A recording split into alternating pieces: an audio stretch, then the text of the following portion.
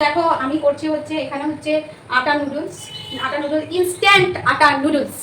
তো দেখো এখানে হচ্ছে আলু ভাজা করবো নুডলসে আলু ভাজা কেউ শুধু আলু ভাজা লঙ্কা দিয়ে খেলে ভালো লাগে। তো তার মধ্যে এই আলুগুলো আমরা ভেজে নেবো। আর আজকে আমার কাছে সবজি রয়েছে শুধু আলু আর হচ্ছে গাজর, তাই এই দুটো দিয়ে করবো।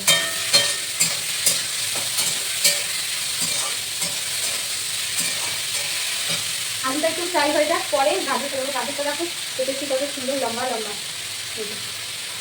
তাই না?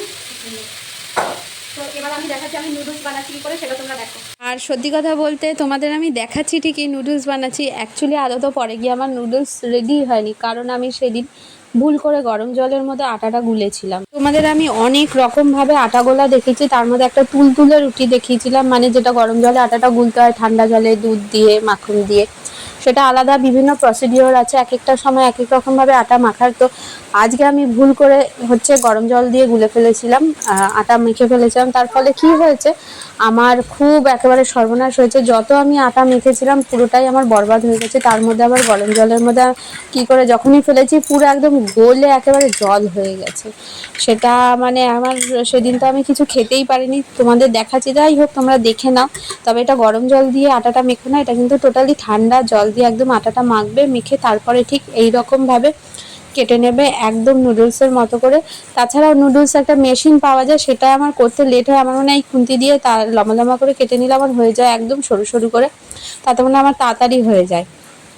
এই জন্য আমি এইভাবে কেটে নিচ্ছি, আর তোমরাও এইভাবে কেটে নিতে পারো, তোমাদের খুব সুন্দর একটা মানে যারা ভাবছো যে নুডলস মেশিন কিনবো না, হ্যাঁ কম খরচে, তো এইরকমভাবে যদি লম্বা কোনো খুন্তি থেকে থাকে তাহলে এরকমভাবে কেটে নিলেও তোমাদের কিন্তু মোটা নুডলস বা স্প্যাগেটি যাই বলো এরকম একটা শেপ চলে আসবে। তারপরে তোমরা গরম জলে যদি সেদ্ধ করো তাহলে কিন্তু সেটা নুডলস হয়ে যাবে, ননস্টিকি হয়ে যাবে। এবং তার মধ্যে একটু যদি তোমরা ঘি বা অয়েল দিয়ে দাও, যে যেরকম অলিভ অয়েল বলো, যে যেই অয়েল খাও সে দিয়ে দিও, দিয়ে দিলে এটা ননস্টিকি হবে না নুডলসগুলো।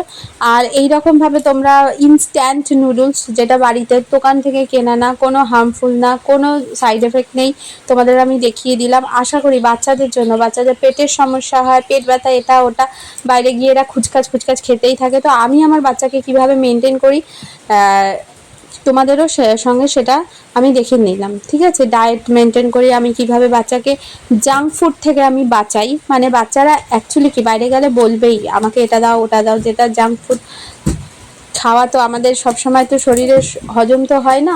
তো তোমাদের দেখিয়ে দিলাম বাড়িতে বসেও আমরা কিন্তু বাচ্চাদের জাঙ্ক ফুড, লজেন্স, বিভিন্ন ক্যাডবেরি তৈরি করে, সেগুলো আমি আবার পরে ভিডিও নিয়ে আসবো, কারণ বাচ্চা এখন খুবই ছোট, অনেক সময় ভিডিও করা হয়ে ওঠে না, কেন বলো তো? সব সময় ক্যামেরা করা, এডিটিং করা, অনেক তো মানে একটা জিনিস যখন তৈরি করতে হয় তার পিছনে যারাই তৈরি করে তারাই জানে যে কতটা খাটনি। মানে এক তো রান্না করছি, তার খাটনি, তার জিনিসপত্র সাজ সরঞ্জাম সব জোগাড় করা, সেটা একটা খাটনি, তারপরে আবার সেই ভিডিও করা, বিভিন্ন অ্যাঙ্গেলে রেখে ভিডিও করা, তারপরে সেই অ্যাঙ্গেল থেকে এডিট করা, কথা বলা, বিভিন্ন ধরনের হাঙ্গামা হয়ে থাকে একটা ভিডিও তৈরি করতে গেলে। তো দেখো তোমাদের সঙ্গে গল্প করতে করতে আমি কত নুডলস তৈরি করে ফেললাম। তো দেখো এইটা কিন্তু আমাদের 3 জনের জন্য এনাফ। আর তার সঙ্গে দিচ্ছ গাজর, ওই যে ক্যারট, আর শীতকালে তো সবজির অভাব নেই, যখন শীতকাল আসবে তুমি আরও কিছু ভেজিটেবল অ্যাড করে দিলে। আমার কাছে যেহেতু গরমকাল এই দুটোই ছিল, এর মধ্যে বিট ইউজ করা যেতে পারে। আর তোমরা কি করবে, এটা এখানে সস যেটা ব্যবহার করবে টমেটো দিয়ে খুব সুন্দর